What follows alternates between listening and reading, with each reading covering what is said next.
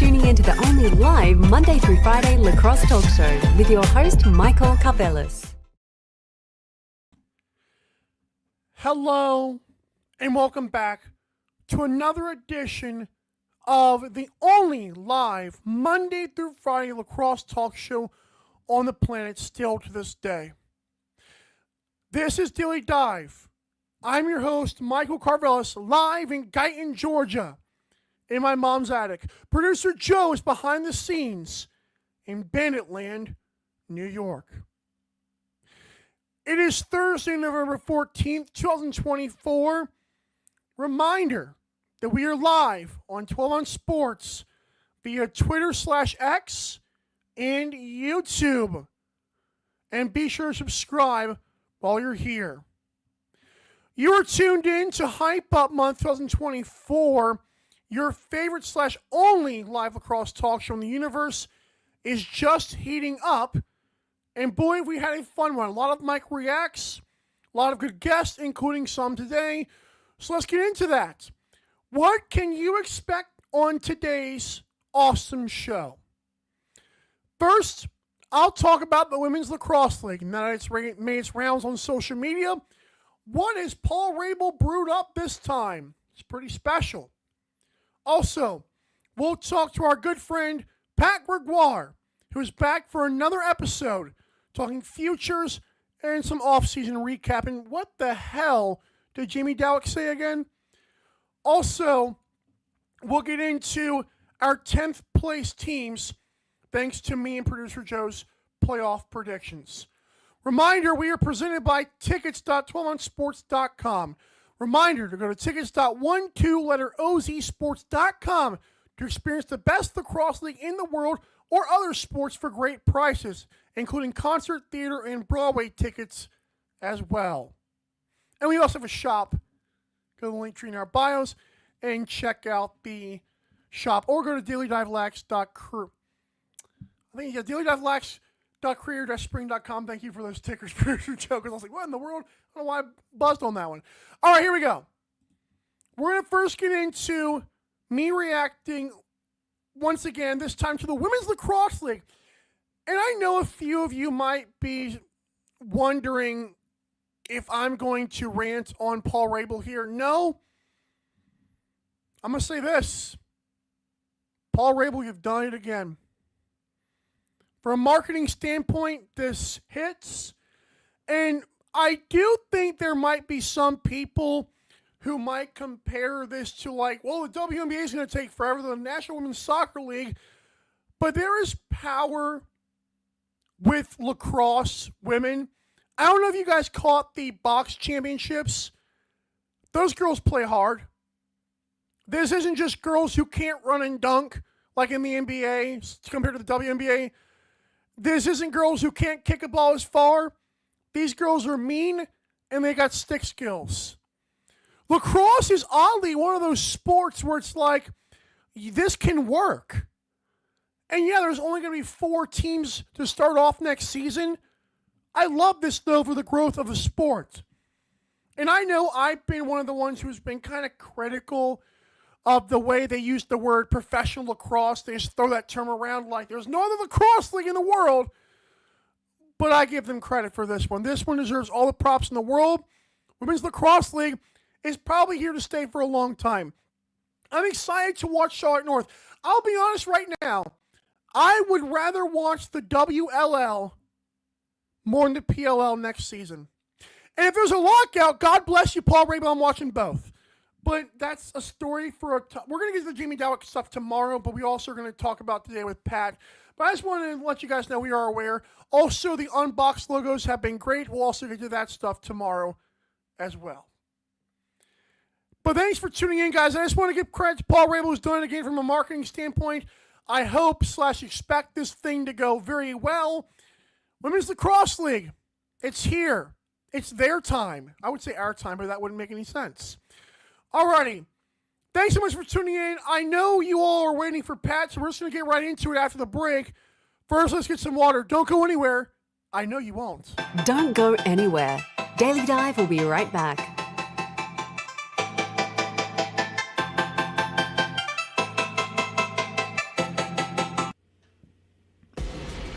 Need tickets to that next event? Well, at 12 Ounce Sports, we've got them with soccer anywhere in the world. Tickets to any venue, any sport.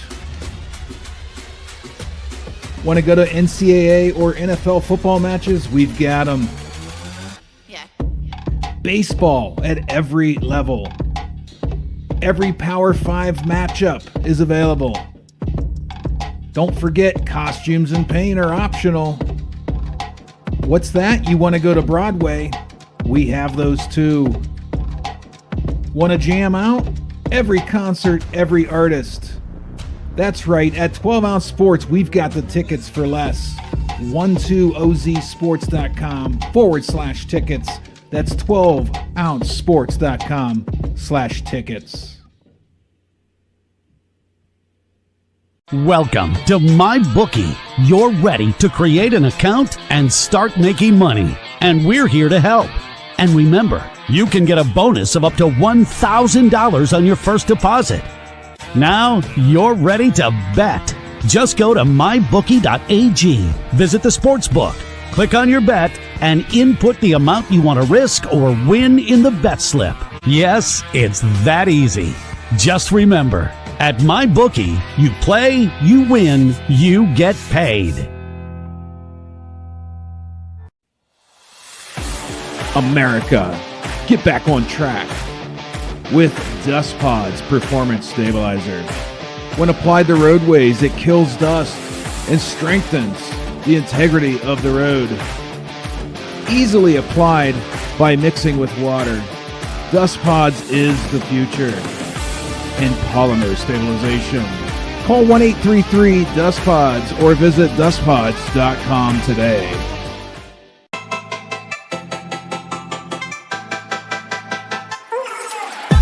Daily Dive is back in 5, 4, 3, 2, 1. What's up, patty cakes? How we doing, Mike? How we doing? I'm good, sir. It's good to have you back, at least for now. I know, I guess we can say this, that you will be back for season 3 as much as you can, obviously. Big TV guy, this guy, Pat Gregoire, right? Yeah, it's going to be a busy year. I think it's about 14 games that'll be doing TSN. That doesn't include the games with the Halifax Thunderbirds on TSN Plus and ESPN Plus, or whatever the streaming platform that you can expect it. But yeah, it's going to be a really busy winter for myself. But I wouldn't have any other way. Oh, I bet. The handlebar mustache makes me wonder: have you bought a motorcycle, or is it just marriage? It's neither. It's Movember. If it was marriage, I'd be shocked because my wife absolutely hates the duster, hates the handlebars. But no, raising some money, some awareness for Movember.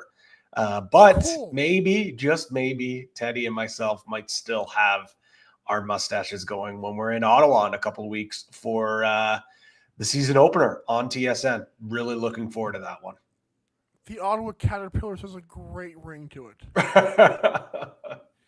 Thanks for joining us once again, Pat. You are amazing. What's first? I didn't even ask you if we could talk about this, but we're just going to do it anyways. Women's Lacrosse League. How cool is that?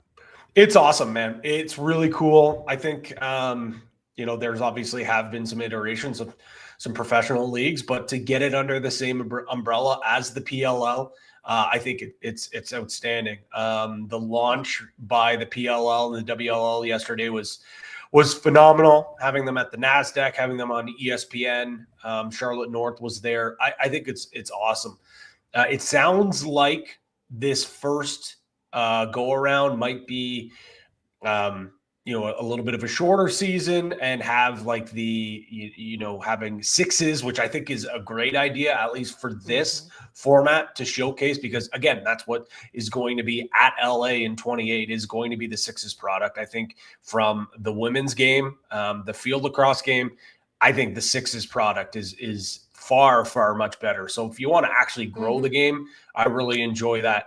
Seeing some of these athletes at Utica, you mentioned it, that Canada US final Wasn't in the building, but I did stream it. It was unbelievable. Talking to people that were there, they said that was the best atmosphere out of all the games. Out of every single game, that was the loudest that Utica building got. And I mean, for a reason. It was an unreal game. Just goes to show you, like, not a lot of those women for Team USA have ever played box until leading up to this tournament. So just the skills also blends really well with sixes. So I think it was a plus launch by the PLO, which we shouldn't be surprised. Paul Rabil, say what you will about him, he's a marketing genius. I thought that was great. But let's see what happens after this. Let's see what happens. What is it going to stay sixes? Are we going to have a similar tour? Is it going to be partnered with the PLO the same weekends? That's what I want to see more. But from like big picture, first launch, the idea, the concept, A plus. Now let's see what happens here after the fact. I'm really excited for it. Me too. Oh, hey, that's a good.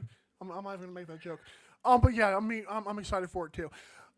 So let's get into some other lacrosse talk. The National Lacrosse League. Panther City folded. That sucked. But in your mind, I know you didn't prepare for this one, but who off the top of your head improved the most in the dispersal draft?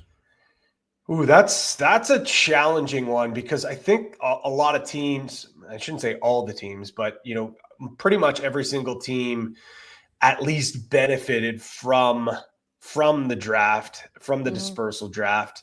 I think from what you look at this, well, Ottawa picked up a ton of guys, but they end up flipping those guys over to Philadelphia, a guy like Caputo. So it's tough to say who exactly did the best. I thought Las Vegas, obviously getting Donville is huge. Colorado being able to go and get Malcolm back to that lineup is massive. I really liked Jason Knox to Halifax at 9. But from a big picture perspective, I think honestly the Knox was like my favorite value pick. And then I think from a standpoint, Philadelphia did really well in terms of getting those guys in from Ottawa. They obviously had to lose Higgins in that trade. But I think Malcolm and Donville, so a tie between Colorado and Vegas, you go out and get like a true number 1 draft pick in both those guys. I know Malcolm wasn't selected then, but this guy is a franchise type of player. He solidifies the left side, balances the floor even more. And then you look at a guy like Donville, like now having Donville there to be the facilitator on offense on that right side, seeing Jack Hanna and Donville working in that 2-man game on the right side is just going to be a ton of fun to watch. So didn't really give you a real answer there, Mike, but I would say those two teams probably improved the best, but there's a couple of other teams that I think did a really fine job as well. The Jack and Johns is going to be great. Yeah, absolutely. They complement each other so well. And I kind of almost look at it at what Donville was able to do in Panther City with Callum Crawford, but he's obviously a lot younger, and they're going to be able to grow together. Whereas Crawford was a little bit older. Donville was in his first and his second year. Those two guys growing together, it's just Hanna and Crawford have a lot of the same tendencies, supremely athletic, a fantastic outside shot. So Donville's going to, do a lot of damage and really, really help Hanna. Because I felt like Hannah's season last year, I don't want to say it was a disappointing or a drop-off from his rookie year, just maybe not as good as a lot of people expected. But if you watched him with Team USA in the summer this year with Utica, he was one of the best players in that entire tournament. So I think he's going to take a big step forward, and a big reason for that is having a facilitator alongside him in Johnny Donville. The box game is hard. We wouldn't want it any other way. Of course. The NLL draft happens. You and Teddy, great job. First round coverage. Take me through that experience, sir. It was so much fun. The NLL draft is one of my favorite days of the year, even before when I was involved in the broadcast. I just always love prospects has always been a huge thing of mine. whether it's NFL with college players, the NHL, with kids from college, and the OHL, the WH. Like, I always have been a huge prospects fan. And, me personally, myself, I'm involved in junior lacrosse. I coach, I broadcast it. So I'm pretty ingrained when it comes to this junior lacrosse and some of the college. So that's why it's my favorite. But to actually be a part of it, to be able to bring it to the masses, be a part of a special day for so many phenomenal athletes. I was so happy that the NLL was able to actually do a broadcast this year. I think it's so important to get those reactions, to hear from, Brennan O'Neill, to hear from the horse's mouth, say, like, I've watched this league for a long time. I've always wanted to play. This is a team that I've seen before. I'm ready to play. I want to play. Like, that is so important. And just, giving a little bit of context to some, fans. There are fans, like, I know you and we like college, but there's some other fans that don't really follow the college game, or maybe don't follow the junior ranks up here in Canada. They have no idea who some of these guys are. Maybe they know who Brendan O'Neill is, but later on in the draft, they might not know who Trent DeChico is, or a Sam English, right? So for us to be able to tell those stories, give it context, background, compare them to some other NLL stars, I love it. It's a lot of work. It's a lot of hours prepping on some of these guys, reading about them, talking to them, talking to coaches, figuring out who's going to go where. It's a lot of fun. And always working with Teddy is so easy, and working with the folks at NLL and the productions was a lot of fun. We had a really, really good time in Toronto. It was a great first round. Of course, selfishly would have loved to maybe dip into the second round, but I don't. I'm not. That's above my pay grade. I don't get to make those decisions, but I will tell you, it's a lot of fun. Speaking from the standpoint of, I try to do a free agent list, I know the draft list is hard too. The swarming up guy, I forgot his name.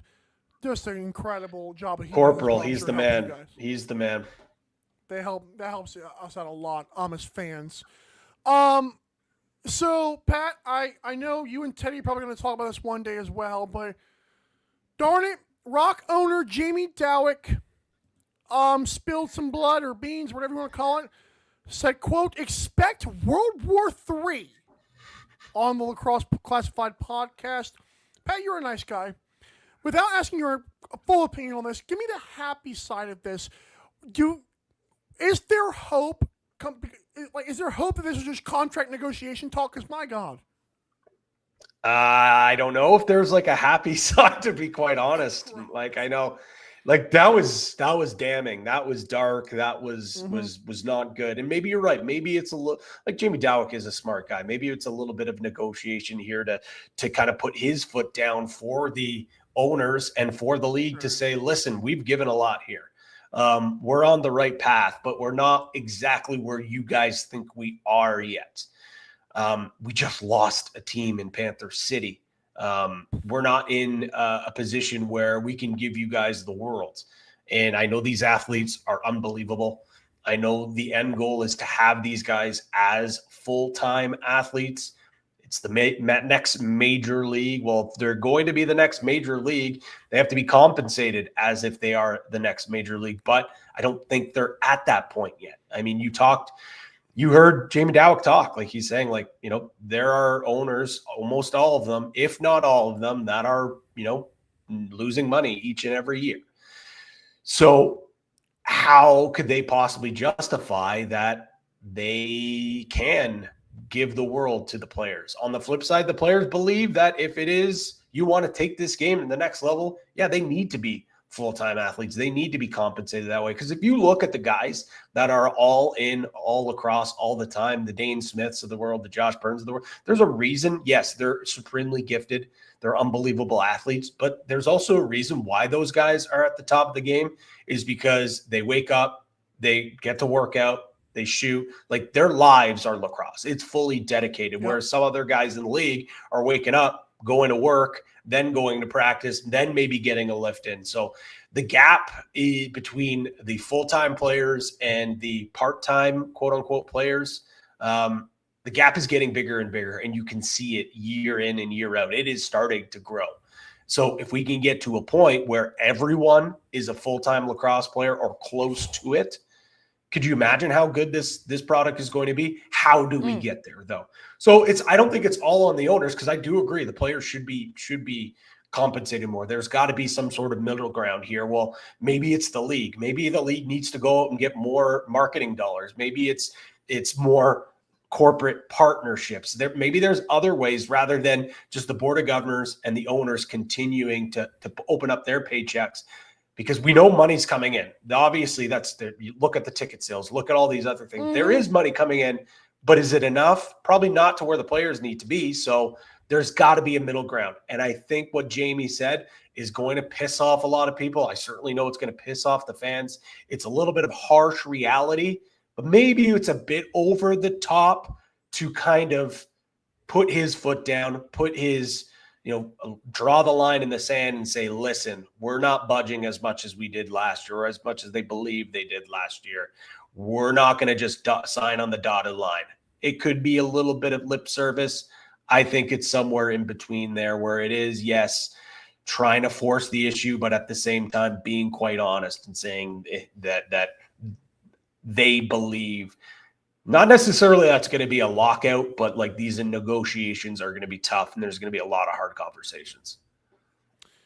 Yeah, I know I'm going to have my thoughts on it tomorrow, but I'm going to give you the floor here. But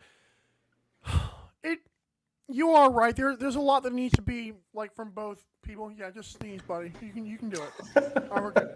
I'm good now.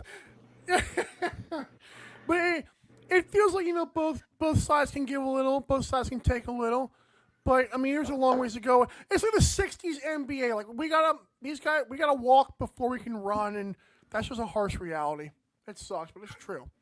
It really is. And I think that they will come to an agreement. It's just there might be a little bit of, proverbial bloodshed to get there. I hope not. Like, I think the worst thing that could possibly happen for this league is there to be a lockout. A delayed start would be awful. Like a full loss season, a half season would be, I don't want to say like a death sentence, but like, I mean, you look at the NHL and their lockouts. There is a lot of lost momentum, lost fans that never came back, or it took them forever to come back. This would be awful for the NL if they were to lock out for a full season. It just simply can't happen. MLB, NBA, I agree. Yeah, I agree. Yeah, of course. So, all right, nice polar bear, but this is why you're here, cool bet guy. And producer Joe is kindly putting the MyBookie ticker. That was like, God, we are shooting ourselves in the foot here. But Pat, let's get into some betting. Let's talk some numbers. I know you're a big math guy. By math, I mean, of course, like I said, money. So I've got some numbers I want to point out to you. I know there's no player props yet. Come on, man. What are we doing? They're coming. They're coming. Don't worry. That's right. So I want to get to them. Let's do win totals first. 3 that stood out to me, really 2, was Calgary at 7.5, because I have them as my 14th ranked team, as you've seen. And Buffalo at 12.5 is actually, because they began sleepwalking through the regular season. So those two numbers are what stood out to me. What stood out to you on the win totals, and make sense of those for me? So I tend to agree with the Calgary number.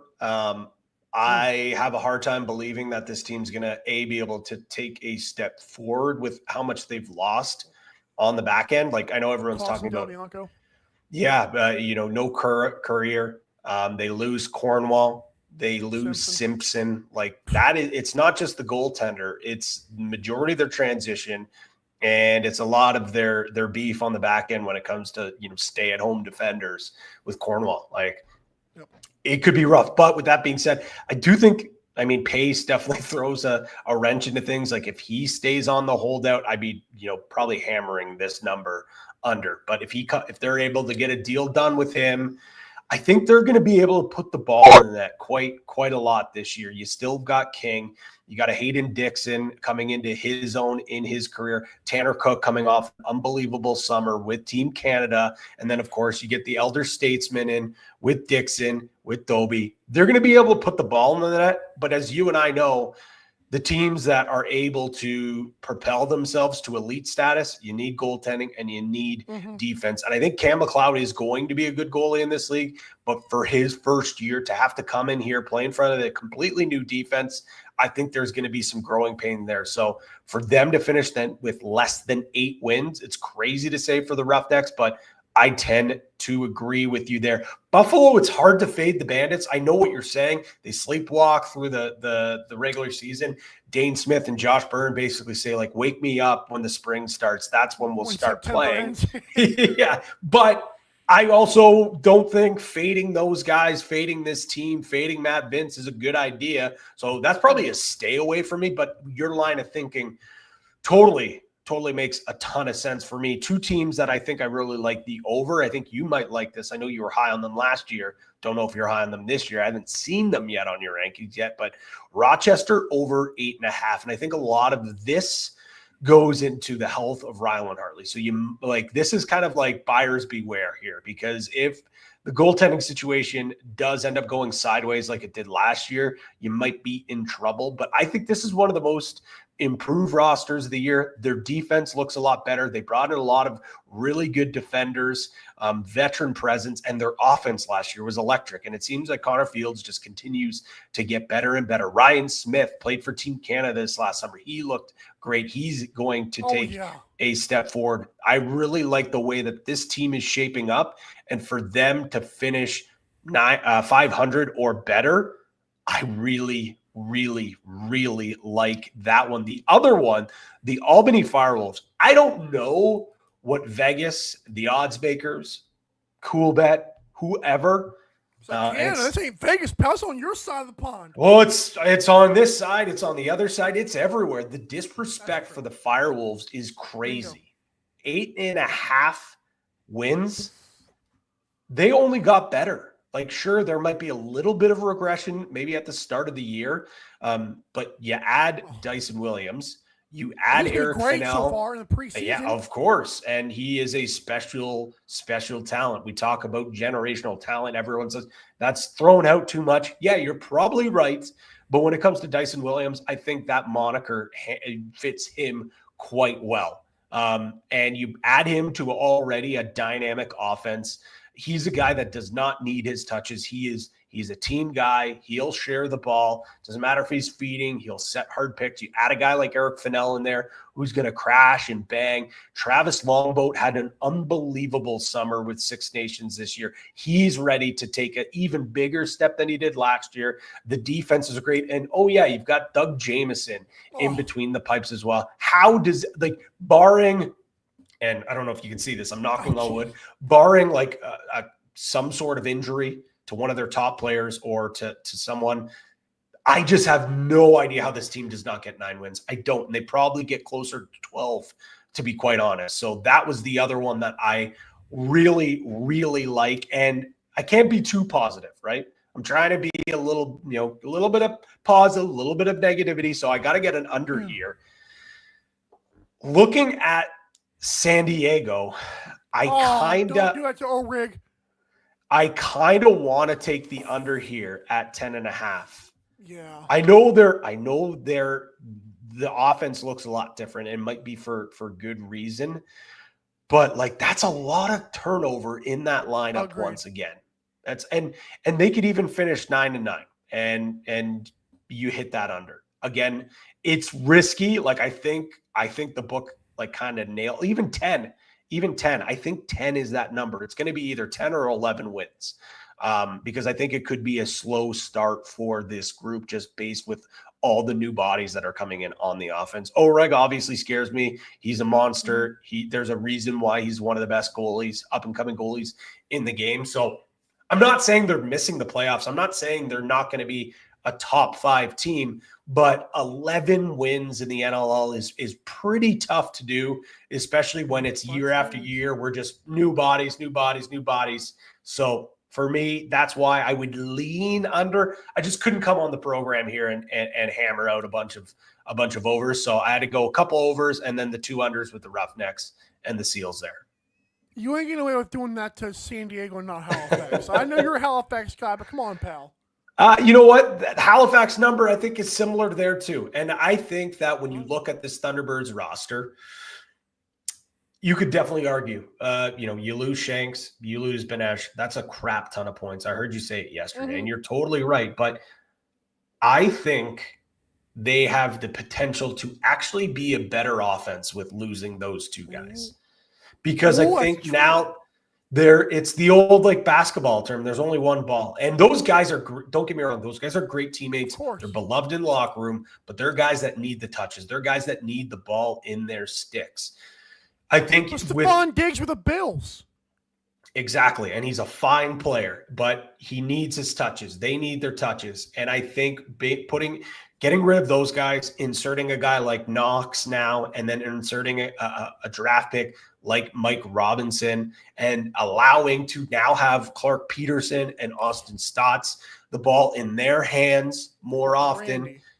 Randy Stotts. Having Randy Stotts have the ball in his stick more. You can go strong lefty, have the right. Like, I just think the capabilities, and again, it could be a terrible take halfway through the year and they're struggling to score goals, because it's a group that sometimes, some nights, they be putting up close to 20 points. But then other nights, they're throwing up, only 7, 8, and they're struggling to find it. And it's the consistency. Certain guys gotta get their touches. I think this is a more balanced offense with those two guys gone. Benny's going to have a great year in San Diego. And honestly, I think Shanks might have an even better year than he had in Saskatchewan. I think he fits that offense perfectly. So this isn't a shot at them. I just think it's a change that just needed to happen.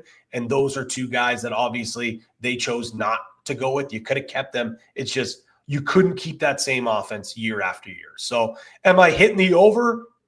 Probably not. Am I hitting the under? No. This is a stay away, because I could see them probably finishing anywhere between 9 to 10 wins is what I have to guess. And that's way too close to call for me to put money behind this one.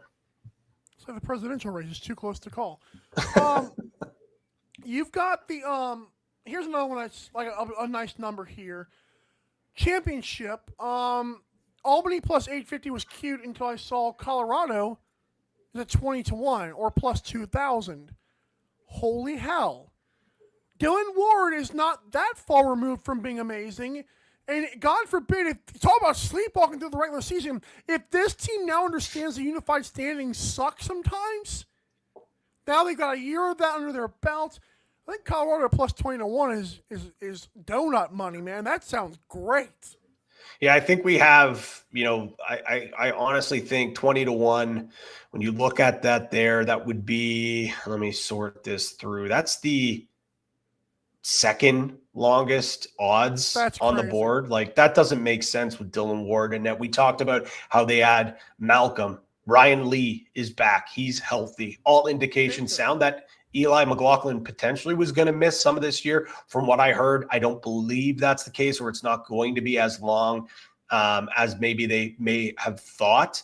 But you look at the defense, you look at the goaltender, that's what wins championships. They've been there before. They've been to finals 2 times before this year. At 20-1, you'd be a crazy person not to at least thinking about sprinkling it. I think that is by far the best value on the board, bar none. I really like where your head's at. I'm trying to see, where is their win total? Because like you bring up a great point. Where is it? Win total. This is great podcasting. 9. Oh, there you go. I love that. 9.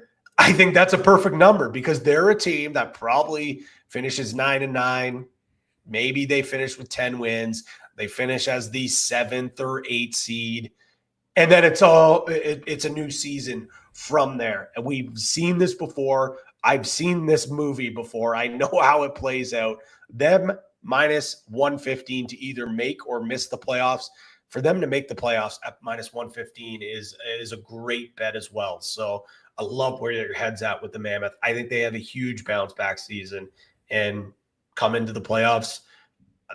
You can't pay me to bet against Dylan Ward. I'm sorry. I got a little parlay. I don't know. You can't do parlays on futures, can you? For wins. So, make or miss playoffs. I mean, Make or miss playoffs. I believe. Let me picks. just double check here. I think you should be able to. You know what? No, you can't. It doesn't I look like knew you it. can actually. It's too bad. I still have But two bets for you, Pat. let's hear it. I have Let's two hear it. bets for make or miss. Philadelphia no at plus 100 and Rochester yes at plus 110. I That's love plus those. money.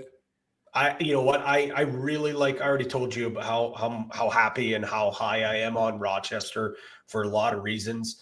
Philadelphia, I think they're making strides. I think they're on the right path. New coach. I just don't. New coach, old coach with Koleski coming back as the associate coach. Like I think that's going to be awesome for them. I think their defense is vastly improved. I think Nick Damoud is going to have a great opportunity to continue to prove that he's a great young goalie in this league. I just offensively, there's still. I want to see this group first, to be quite honest, but I just still feel like it's a bit disjointed. Last year, though, the defense was just so tough to watch. The offense was no problems at all. I still feel like they're missing one or two pieces on offense to have that consistency. But watching that defense last year, I know they're better. I know they are better.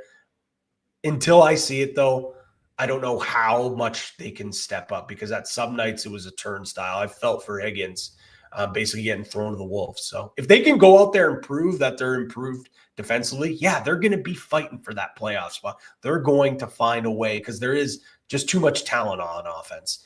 Right. But defensively, Mike, it was a struggle last year. And you give credit to Paul Day. He steps down off the bench, still the GM. He takes accountability there.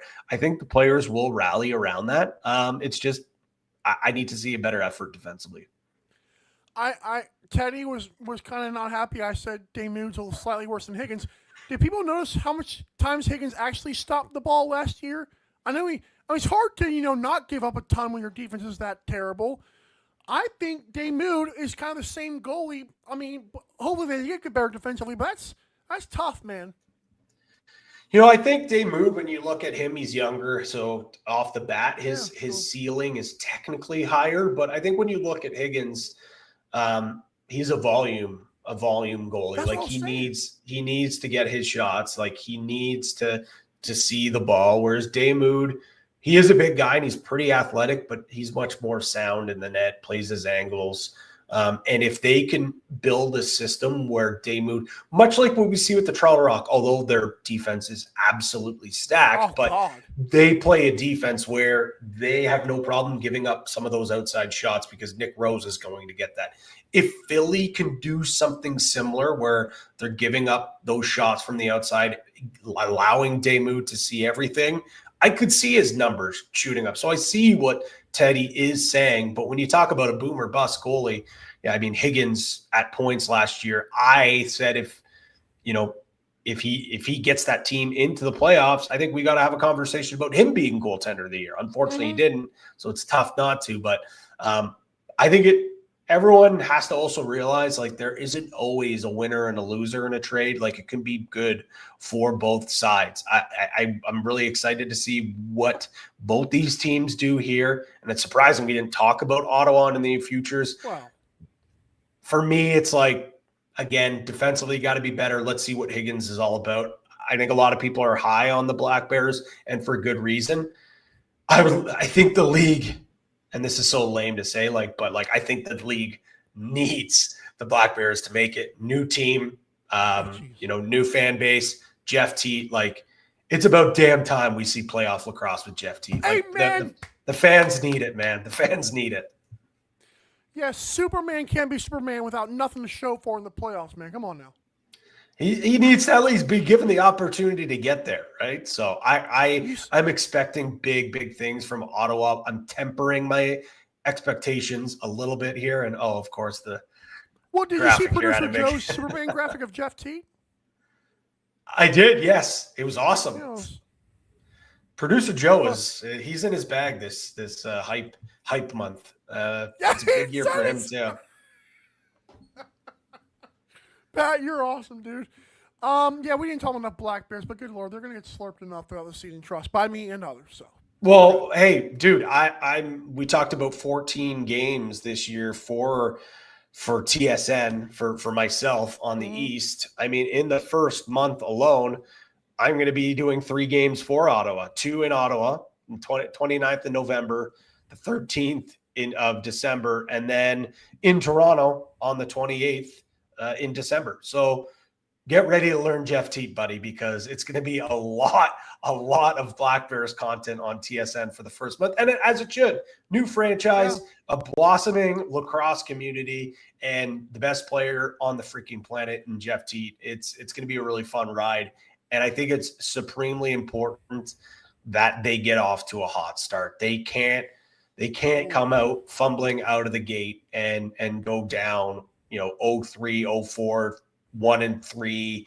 Like, they need to collect some wins, and they have a tough test bringing in a Toronto team who, in all intents and purposes, are back in win now mode, championship or bust mode. So it's going to be a great game. Yeah, Latrell is back.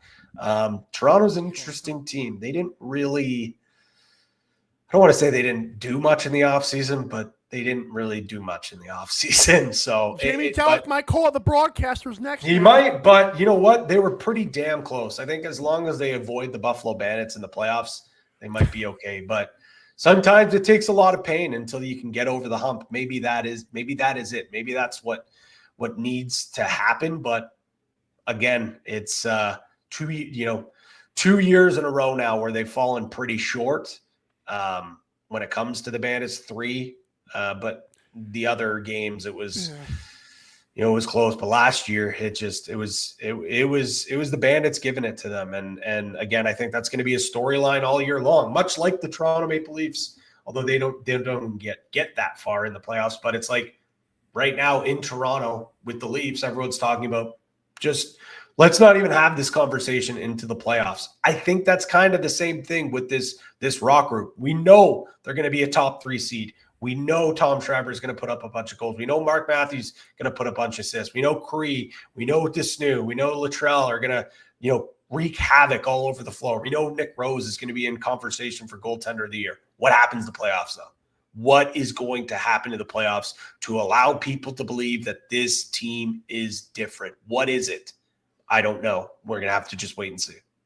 Just don't blow a 28-3 equivalent lead and we'll be fine. Oh, boy. Yeah, it was pretty damn close, man. All right. Thank you for being awesome, Pat. We'll see you next time on Friday the 29th, I believe you're booked for. So we don't want to have you on until then because obviously it's Hype Up Month and we're just teasing the folks. But thank you, sir. You're awesome. Oh, do you have anything to plug? Off the Crossbar podcast will be back starting next week. Give a little bit of a teaser. We will be having a guest. Won't say who it is, but it will be pretty interesting for a couple of reasons. But we're getting ready to tee up the season. And yeah, so we'll be back 1 episode a week. Be myself, Teddy, and almost every single week we'll have a different guest on. Coolbet? No Coolbet? Yeah, coolbet.com. Or, of course, follow us at Coolbet Canada. All our futures are up right now, except for the player props. I believe those will be rolling in either today's already Thursday. Damn. Either Friday or next week. Pretty busy here up in Canada. It's the Grey Cup. So we're pretty dialed in on the CFL championship right now. The Grey Cup's this weekend. So next week, most likely, all the player props will be up. And, a week after that, we'll see game lines. It's going to be game week, and it's going to be exciting. So I'm going to be in Ottawa. As long as Green Day does a halftime show. It's not Green Day. It's the Jonas Brothers. Not quite as good. But Jonas Brothers. Jonas Brothers. They're still good. They're not Green Day, but I mean, hey, that's 2 years in a row. Pretty legit act for the CFL. So I got to, tip my cap to them. But no, I'll be back on the 29th. It'll be game day. We'll be in Ottawa. Maybe I'll get Teddy to see if he can make an appearance as well. God bless Teddy. I'm going to be hanging out with him, unfortunately, in Ottawa. With mustaches. Thank you, Pat. Yes, of course. All right. Thanks. I really appreciate everything you guys do. Super, super excited to have you guys back. It's a lot of fun tuning in each and every day. Again, you guys still can say You're the only daily lacrosse talk show. It's important. We need more content. So keep hammering out. You and producer Joe are doing an awesome job. Thank you, sir. Pat Gregoire, Poutine Pat. He's amazing. You knew that. Oh, and yes, I'm hot. You're cold. That's a great song. But no, if you don't know, you guys have to look up the Green Day halftime show from last year on YouTube. That thing is nuts. I tuned into that, luckily, in America. That was crazy. We'll be right back. 10th place team's coming up next. Don't go anywhere. Daily Dive will be right back.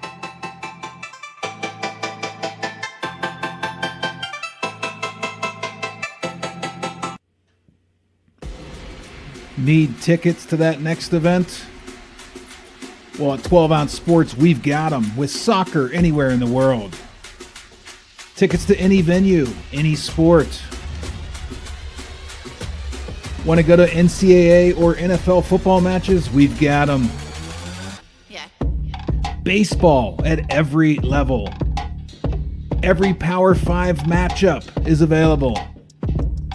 Don't forget, costumes and paint are optional. What's that? You want to go to Broadway? We have those too. Want to jam out? Every concert, every artist. That's right, at 12 Ounce Sports, we've got the tickets for less. 12ozsports.com/tickets. That's 12ouncesports.com/tickets. Welcome to MyBookie.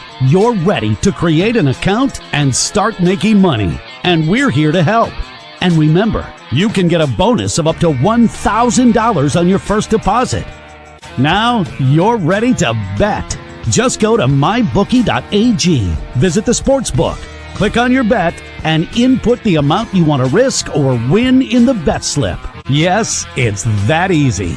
Just remember, at MyBookie, you play, you win, you get paid. America, get back on track with Dust Pod's Performance Stabilizer. When applied to roadways, it kills dust and strengthens the integrity of the road. Easily applied by mixing with water, Dust Pods is the future in polymer stabilization. Call 1-833-DustPods or visit dustpods.com today.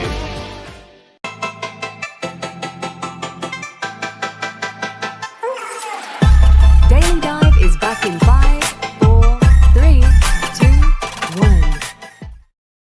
Welcome back to the only live Monday through Friday lacrosse talk show on the planet. This is Daily Dive. Reminder, we're on Spotify audio only for the podcast lovers because you guys are weird. Search Daily Dive. Also, we're presented by tickets.12ouncesports.com, tickets.12-letter-OZ-sports.com for the best pricing tickets, including for the National Lacrosse League. Alrighty, it is time to unveil our 10th best teams. This is crazy. Because I believe it is a week and a half from now, we'll have our number 1 seed revealed. That's going to be crazy. But for now, who's number 10? Bam! Producer Joe's got Rochester. Pat Gregoire loved Rochester. I do too, but Producer Joe says nope. Producer Joe's got some hot takes this year, but he's also been a lacrosse fan longer than I have. I've got the hometown Georgia Swarm. What's wrong with me, man? What is wrong with me? I've got them finishing 6-12. I love Brett Dobson, but man, I got to see more consistency from this guy. I've got to see the offense return to what it can be. I mean, Andrew Q hitting clutch shots is awesome. Everyone loves to watch Lyle Thompson, but when is it going to result in wins? I'm sorry. I got 6-12 for the Swarm, and now our standings are as follows. We've got one more team to unveil to miss the playoffs. And so far, me and Producer Joe are vastly different.